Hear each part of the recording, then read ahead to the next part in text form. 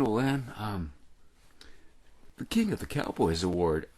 I mean, this is such an honor. I mean, this trophy needs a little bit of work, but hey, I am very, very honored to have this. But however, I cannot accept this whole thing without giving credit to my co-writers. Let me introduce them to you, please. First of all, we have Bear. He's outstanding performance in the beat mechanism.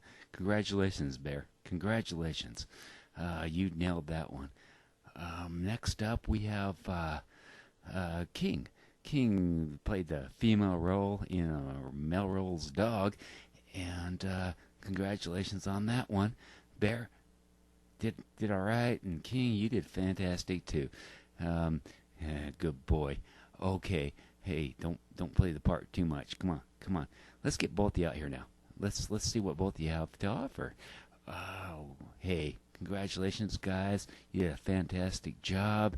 But gotta say, hey, long live WLEN, Len Amsterdam, and the radio show, because that's what makes this all happen. And thank you for this award.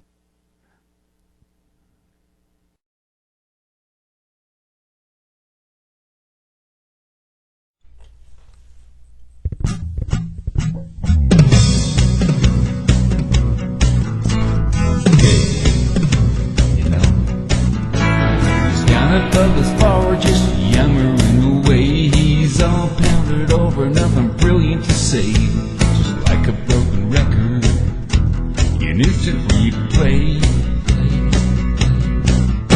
His faded all your jeans were your sizes too big, and the gloves that he wore just didn't fit his gig. I think his drinking money is all that he can dig. For the windless, down on the chute, go for one more trip. Fall through the window, didn't hurt a bit. He closed the book on it. He is out of order, windless. I struck a conversation hadn't seen in years. So what the hell happened with the great career? What could have hit him so wrong as to drop him here? The hardest lead guitarist in the Nashville band, but that all ended when he lost his right hand back in the twisted wreckage. The plane couldn't land. Now he's out of order, windless, down on the chute to go for one more trip. Fall through the window, didn't hurt a bit. He closed the book on it. Out of order, windless.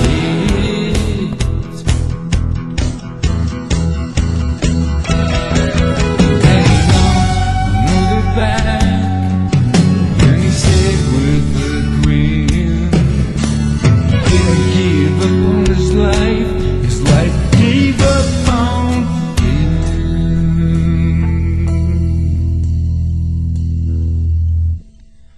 Out of order, windless. Shoot another down or go for one more trip. And falling through the window didn't hurt a bit. He closed the book on it. He is out of order when lives. Out of order when lives. He's down above his bar just yammering away.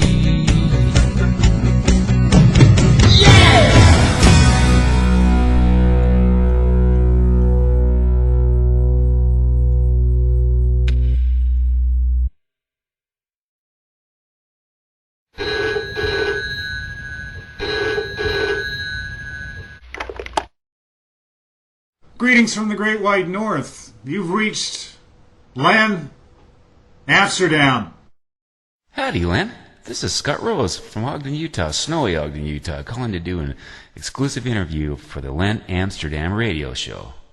Hey, Hoser. Scott, the way I've been starting things off here is that we'll be asking you for a big American country yeehaw. Well, okay, Len. I'll give it my best shot. Here, here, here, here, here.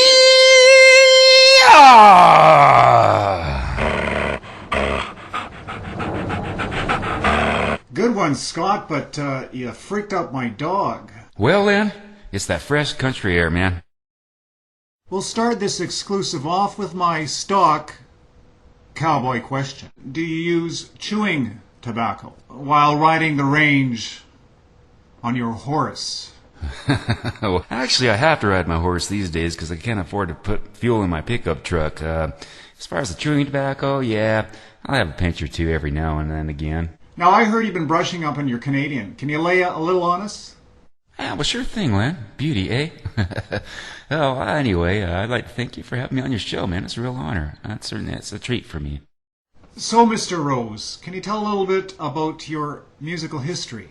I guess I started about 30 years ago when I first started playing guitar. My first, I guess nightclub, you could call it, gig was at age about 15, and I don't know, I was so naive. I remember walking in there, and it was like, I thought I was at a practice, and when Ernie, he announced that it was break time, I thought, wow, yeah, we're really actually playing? and that was back in the good old days when you could really suck and still get paid for it. I don't know, then I got serious and went to Nashville when I was 19, 18, right around there. I can't really remember for sure. Stayed there for about a good minute, 30 seconds.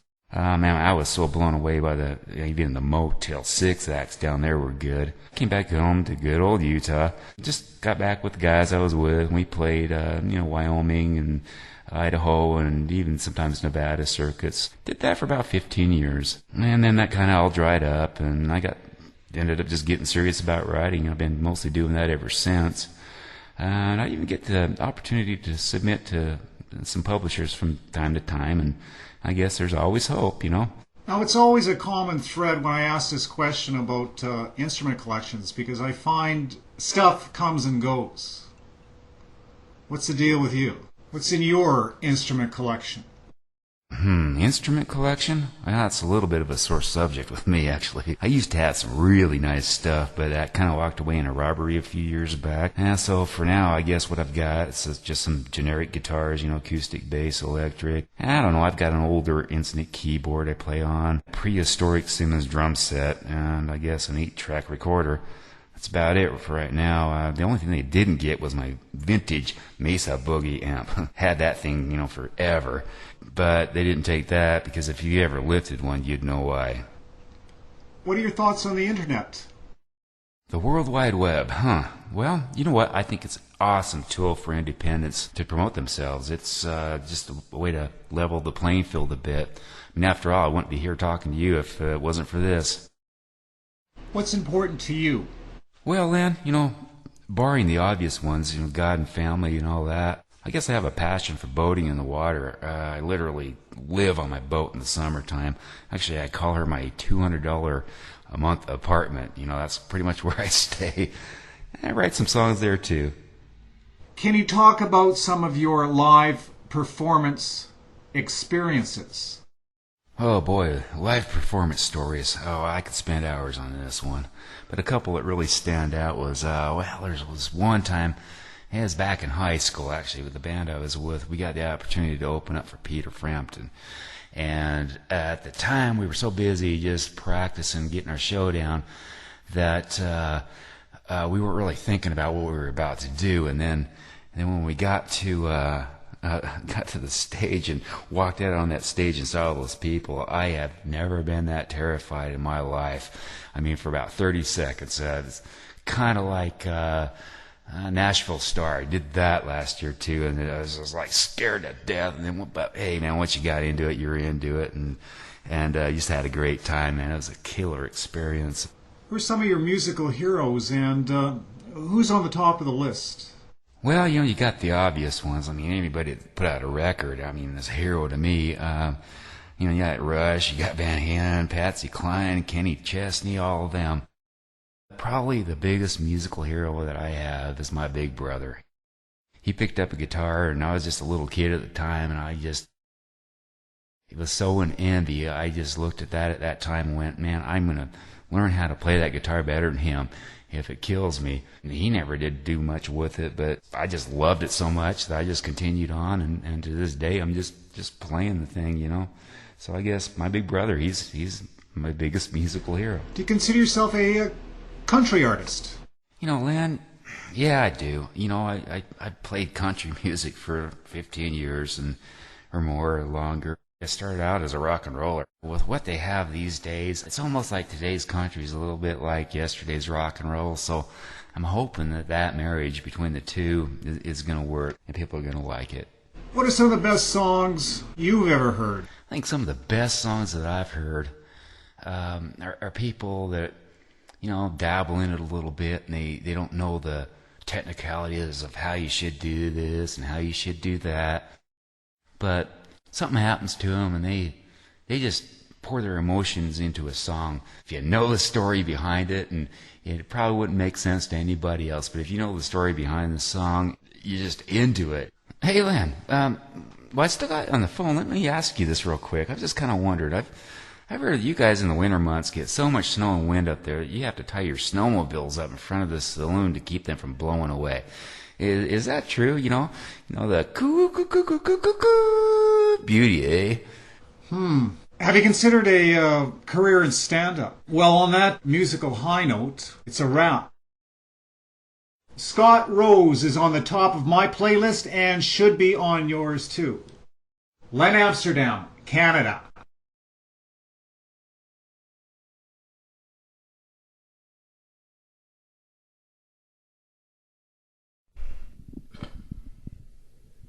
I think this is the right place. Len gets me lost all the time.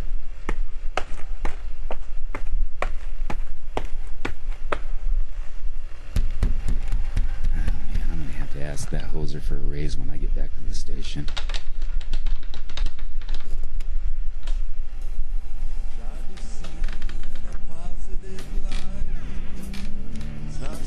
Hello, can I help you? Hi, is Mr. Rick Bone available? That's me. Hi, my name is Scott Rose. I was sent by the Len Amsterdam radio show to do an exclusive interview with you. Have you got a few minutes? Wow, this is such an honor. I have dreamed of this all my life. Hey, hoser. What the hell? I know who you are. I used to work with you. Don't you remember me? Yeah, you're Rick Bone, right? I thought you looked familiar. Dude, I haven't seen you since we worked there in 15 years. What have you been up to? What's going on with the wheelchair, dude? It's a new form of transportation. I have MS, and it's now my form of transportation to get around because I don't walk too well. I walk a little bit, but I'm not doing any marathons this week. Well, tell me about that. When did that happen with you, actually? I didn't know anything about this. It's been so long since I've seen you, but you're looking good other than that. What's happening? Well, about 1999, I forgot how to walk. And next thing I know, they're running a bunch of tests, and they tell me I have MS. So it's been a steady downhill climb, but things are looking up.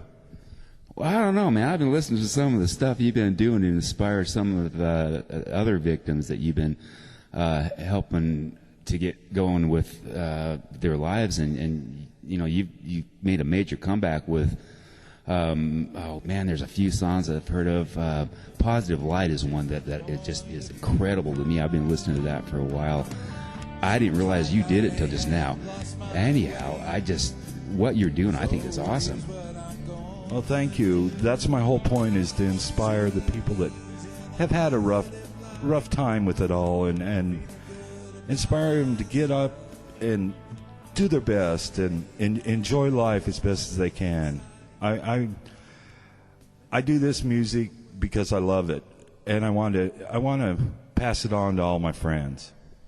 Well, you know, Rick, I got to tell you, you're an inspiration to me because of you know, the people at ground level, ground zero of the MS disease that I've seen, and your comeback and what you're doing with this, with your music and your inspiration. Like I said, you're an inspiration to me. Any comments on that? Well, thank you. I'm glad I inspire somebody. I hope I inspire a lot out there.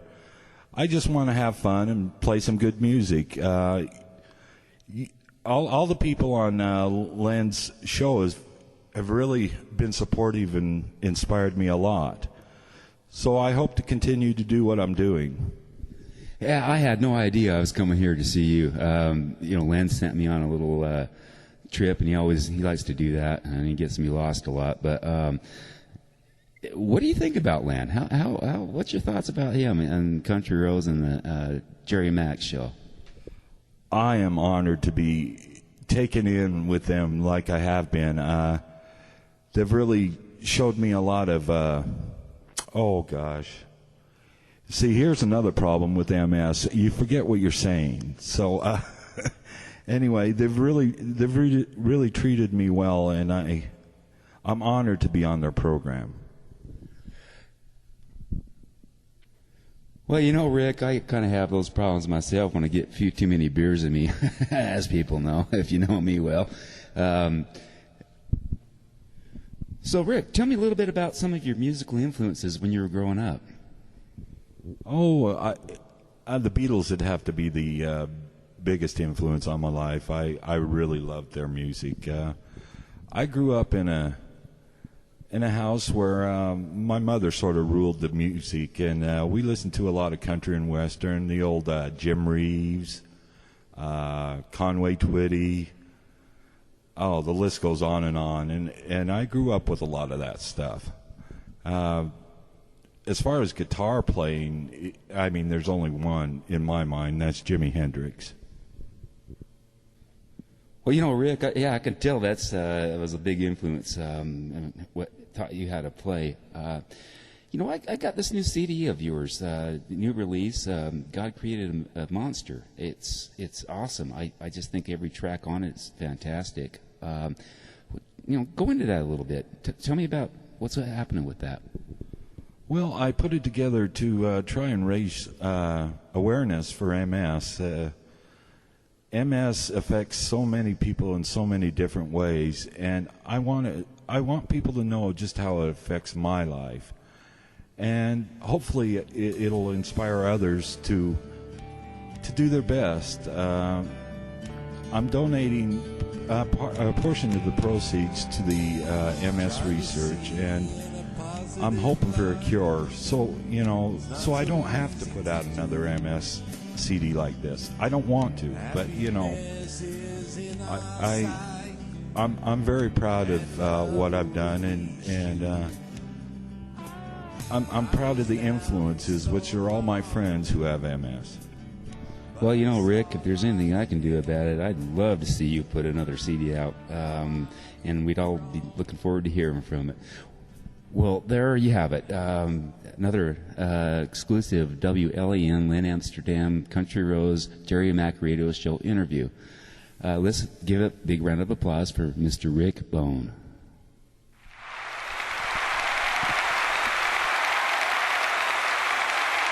Lynn Amsterdam Show.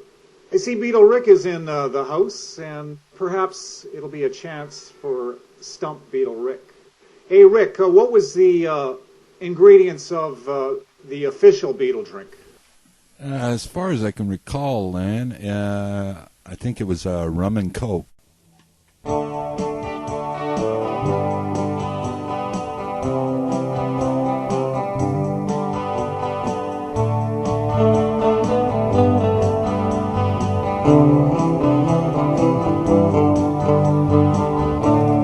came from Liverpool on a magic bus. If you wanna be cool, just listen to us. We like to play music every day and every night, pounding out the country and doing it upright. We're the Cabin Monkeys, doing a benefit for Mr. Kite. We're the Cabin Monkeys, making all things right.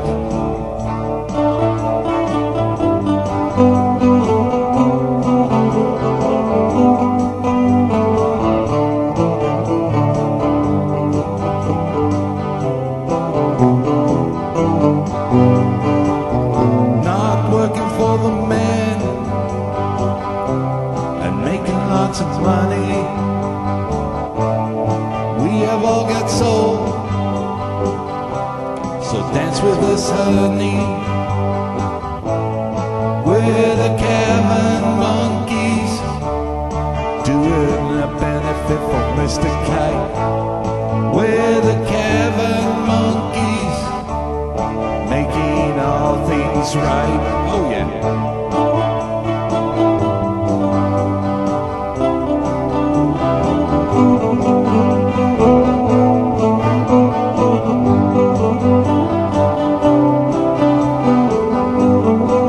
We're the Cabin Monkeys.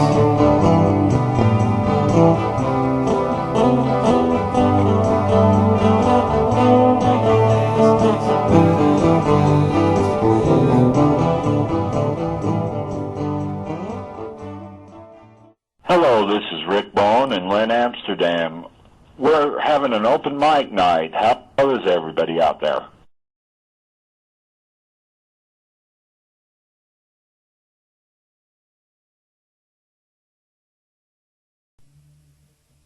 Hello, I'm one of the Cavern Monkeys. Please buy our CD for the Lynn Amsterdam Hall of Fame. It benefits musicians who are sort of down on their luck. This one is for Mike Smith, and he's a famous singer from the 60s. So please support us and Lynn Amsterdam. Thanks. Hello, this is Rick Bone. I'd like to thank Lynn Amsterdam for including me as one of the premier members of the Fabulous Four. It's an honor to be included with the beautiful Vonnie Rose and the beautiful Bunny. But then there's Lynn, you know. But what can we say? It's still an honor. And I hope you listen to our music. We spend a lot of time trying to pick out the right tracks for you all to listen to, and I hope you enjoy it. See you later.